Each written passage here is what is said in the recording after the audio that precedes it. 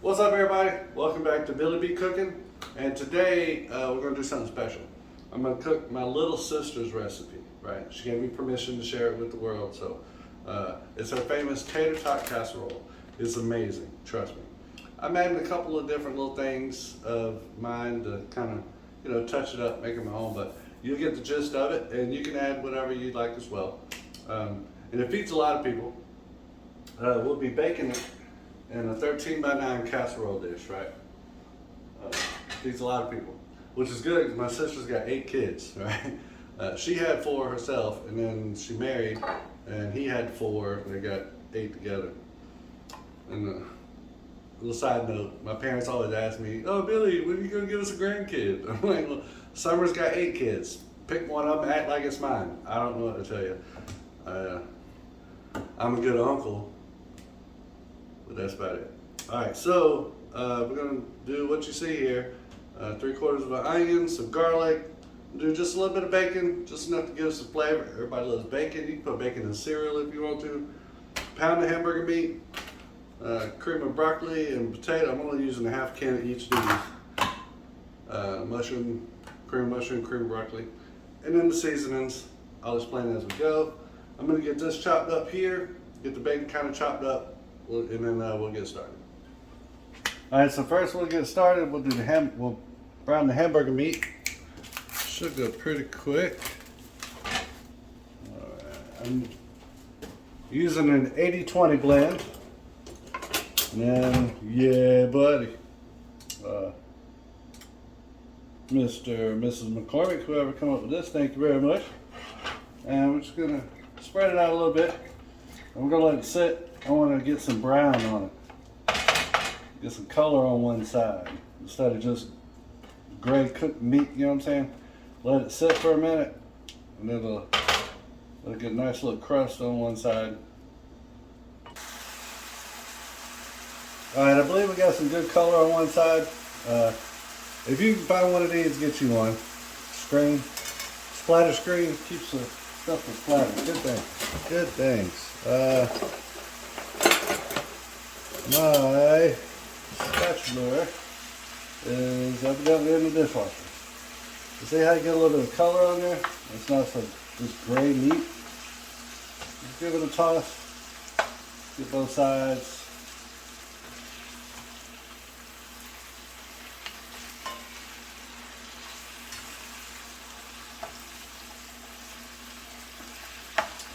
And just keep going until you get all the red out of there.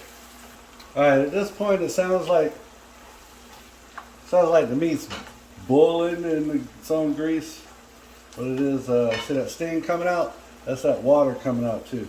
So yeah, some grease, some water. What I'm gonna do is I'm gonna dump some of this grease out, and then I'm gonna hit it right back in the pan to crisp up a little bit. All right, so I dumped some of the excess grease out. Now we're just gonna cook it, let it get a little crispy. Don't worry about it, it's not gonna dry it out, don't worry. Plus we're gonna have cheese and cream of mushroom and cream of celery, which is gonna keep it hydrated also. But like I said, you just wanna get it a little crispy, you get some beady beans in there. That's the good stuff.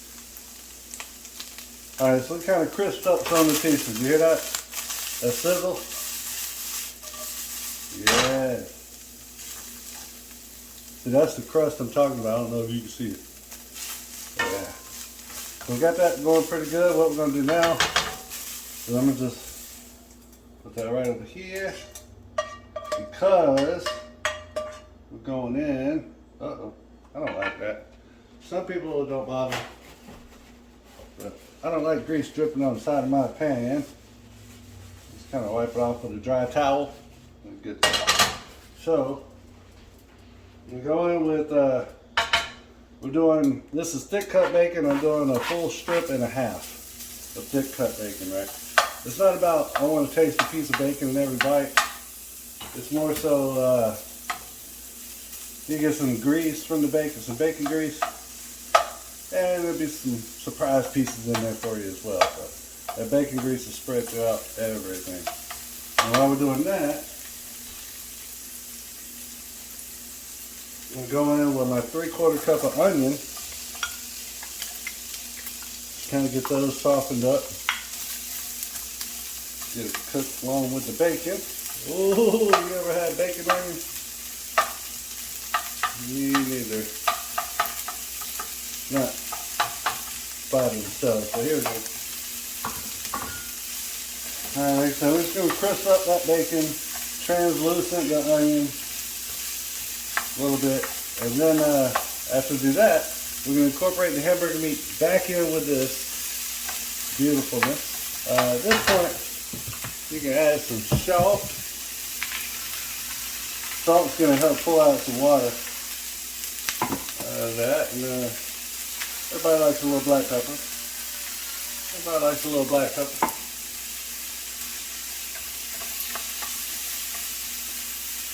I ain't went in with any seasonings yet, so just to help take some of the moisture out of the onions. That salt will pull that water right out of them. Well, let that go for a little bit.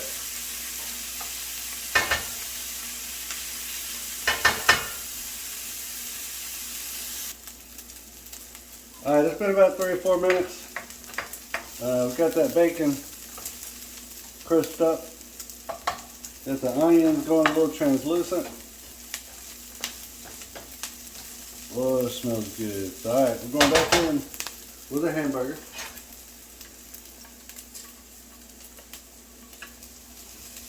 And I'm making this, just quick and easy. Some people like to season the hamburger as they're cooking it, but the hamburger, all that, you seen all that grease and water, when you go to pour it out, you're pouring out your seasonings. So that's just a waste of time and a waste of seasonings. I don't like to do that. All right, so once we get all that incorporated, right, we're going in with half a can of cream of mushroom, and we're going to need some help. All right, half a can of cream of mushroom. Oh, pretty good, huh? Half a can of cream of broccoli. A little bit more of that, because I like that. That's actually got broccoli in it. Turn this down.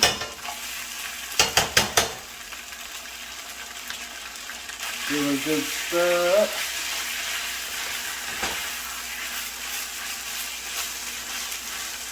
And at this point, might want to, I kind of want to hit this with a little bit, use a little bit of beef broth. All right, hold on. All right, sorry, a little bit of beef stock. Probably going to use just a 1/4 cup, just to kind of loosen everything up there. The cream of whatever soup is, thick on its own, but then you got just a bunch of hamburger meat, so I like to use a little bit of beef stock, thin it out a little bit. Incorporate all that together until it's good and warm. Another secret that I'm going to use, my sister don't know about, don't tell her, is as good as this is,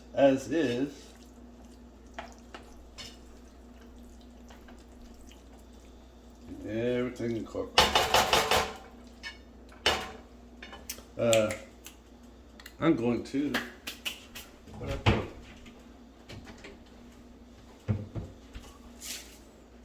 Some panko breadcrumbs. That's going to give it a little binding too, and a little seasoning. About a 1/4 cup of those as well.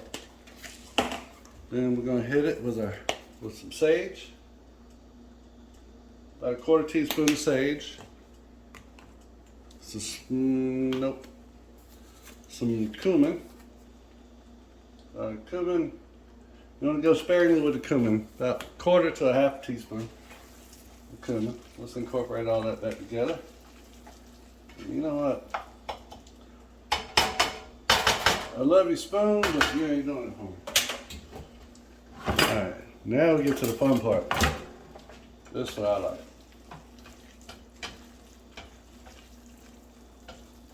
Yeah, this gets a good, quick, fast mix up, right? Like 2 little spoons you're playing chopsticks with. Anyway, just incorporate all that. Good in there.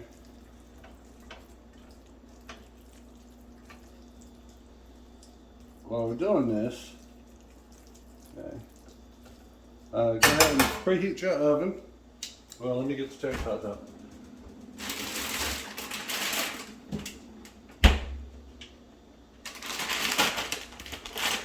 Preheat your oven to 450.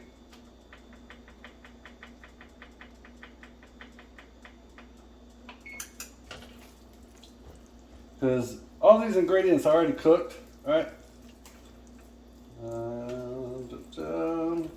But the oven, you're basically just going to working the cheese and you're cooking the tater tot. Turn it off, use the residual heat and the garlic. I was going to chop up some garlic, I'm going to just press it. Just press it. That's all you got to do. I don't like to chop garlic because it's okay, but that's when you're really cooking something. Because it takes chopped garlic, so long to melt. So just grate you some. Oh, it's so great. Like I said, we're going with 2 medium size and 1 small garlic.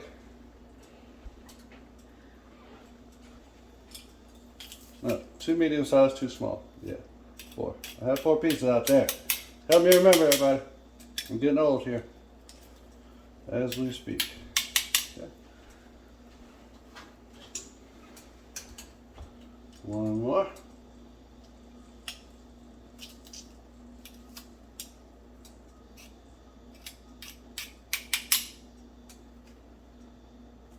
I don't like to waste garlic. So just get it scrunched back up in there, press it again. Get all them fibers to squish. There you go.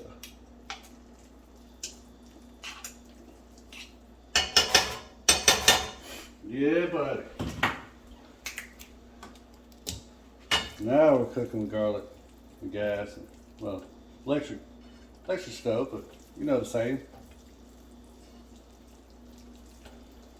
Alright, like I said, I got the heat off right now. So the residual is just keeping it warm while the oven heats up.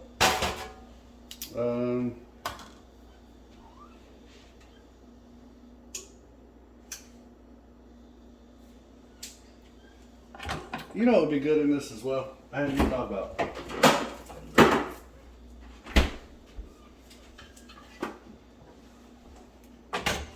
Let's get some butter on there, alright? Can we do some butter? Let's do some butter in here.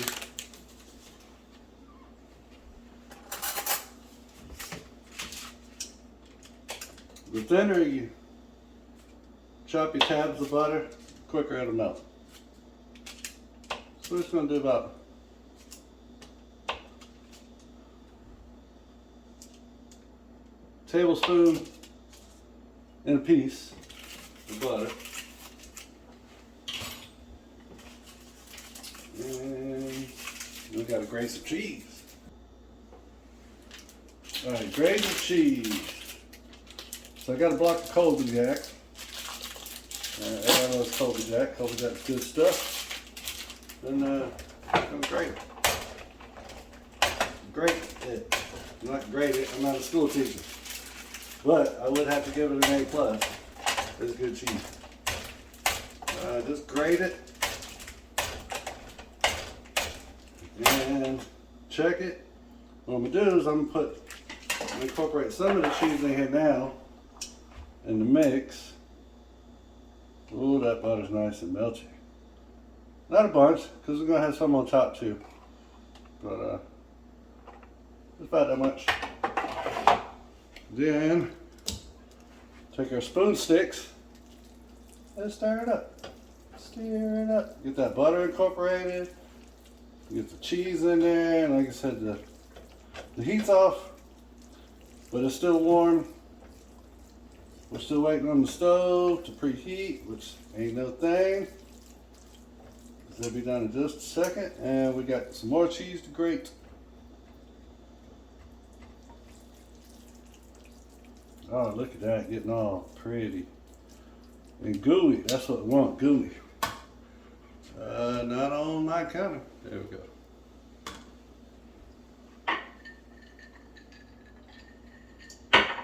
Take a pause for the cause. Get some more cheese, if you please. No, I said that. When you grate, it's easier if you just push. Just push it. Push it.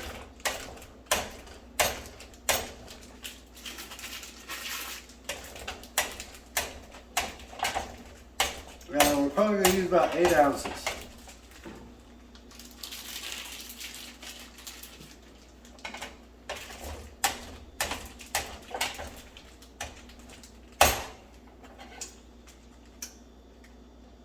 That's beautiful. Then, you know, about that much cheese for the top. It's going to be beautiful. Good. Now we can go ahead and put this in here, get it ready for the oven. Oh, look at that ooey gooey goodness. Oh my. Oh boy.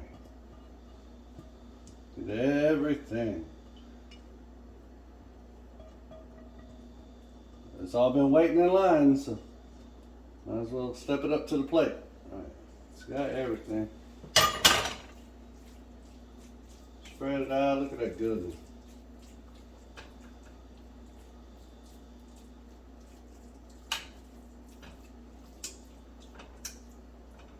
Get it all even, right? Get it all even. Well, I like these spoon sticks. These things are nice.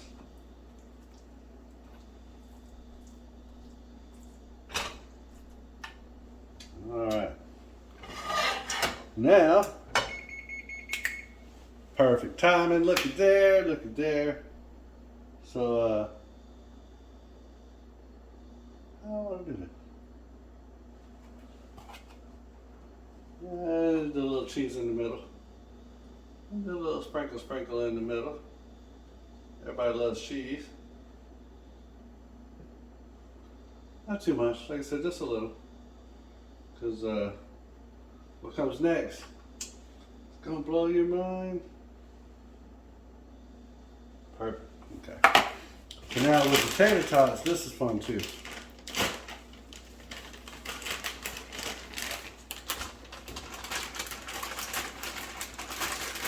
Like a tater tot. Now this is a little tedious. These are little tots too.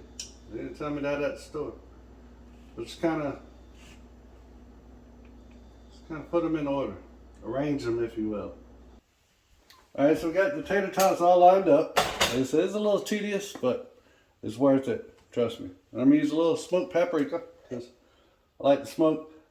I know I said I was going to use the Chipotle hot sauce. I was going to do it in the mix, the meat mix. I was like, not a lot of people like spice like I do, so I can always add that to a bowl when I'm going to make some, you know what I mean? But smoked paprika, everybody loves smoke. There you go. Come on, bitch. Work. Work. You gotta work. And like I said in my other videos, I mean, you don't want to shake a shaker over something that's steaming, because that steam will get into your shaker. But this ain't steaming. It's waiting to go in the oven. And I'm just getting some pretty on here. There we go. And hit it with some oregano, because oregano is amazing. Try it on cereal. Let me know how it is. I ain't never tried that shit, but there we go. Beautiful. We're going to hit this in the oven for about 20 minutes. And then when we come back out, We're gonna put the rest of this cheese on top. Once these are golden brown, put it back in the oven just to melt the cheese. We'll be good to go. I'll see you right back. All right, so now after 20 minutes, it's time to pull this beautiful thing out of the oven. Oh my gosh. Look at that, it's so pretty, oh my goodness. And then, as I promised, I'm gonna put the rest of this cheese on top. Throw it back in the oven to melt this. It's pretty anyway. Now, I'm just gonna throw it back in the oven. We can turn the oven off now and use the residual heat to melt the rest of it. Probably take about 2-3 minutes.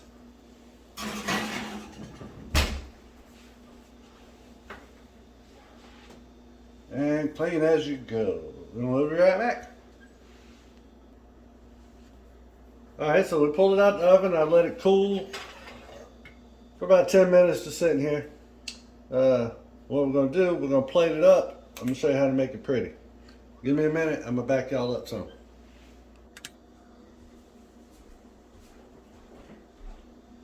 First, let's get us a pretty plate.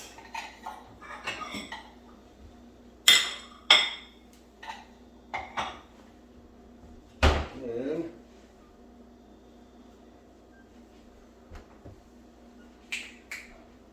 so our beautiful dish here. I did clean this, so we're good. Let's take a good side crusty piece.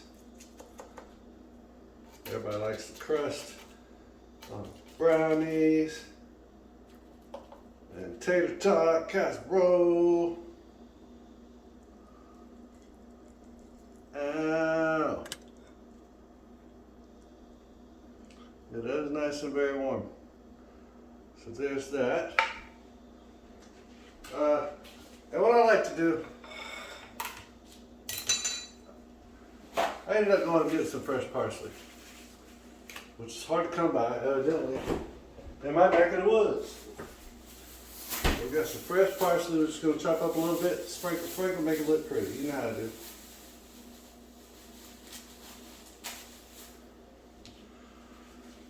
Right off the vine, and just like roll it up.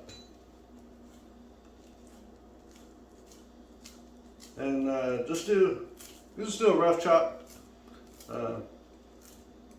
You don't want to chop it up too much because you don't want to bruise it. Easy to bruise parsley. You don't want to do that. So just kind of get it bunched up. Make sure you cut it all the way through one time. Don't just try to press down and chop because it's not going to go all the way through. You're going to end up bruising it. So just slice through 1 or 2 good times. Cut it all the way through. Get your plate. Sprinkle, sprinkle.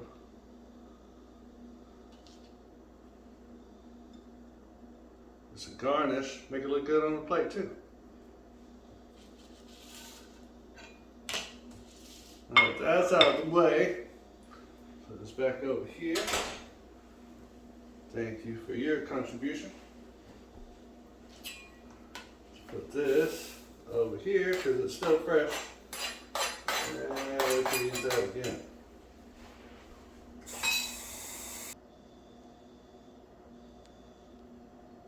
Now for the taste test. Let's get a spoon over there. You gotta make sure you get you a tot with some meat and onions and cheese and look at that goodness.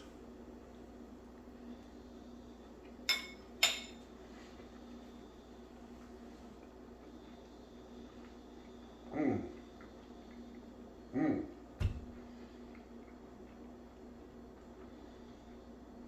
Mmm.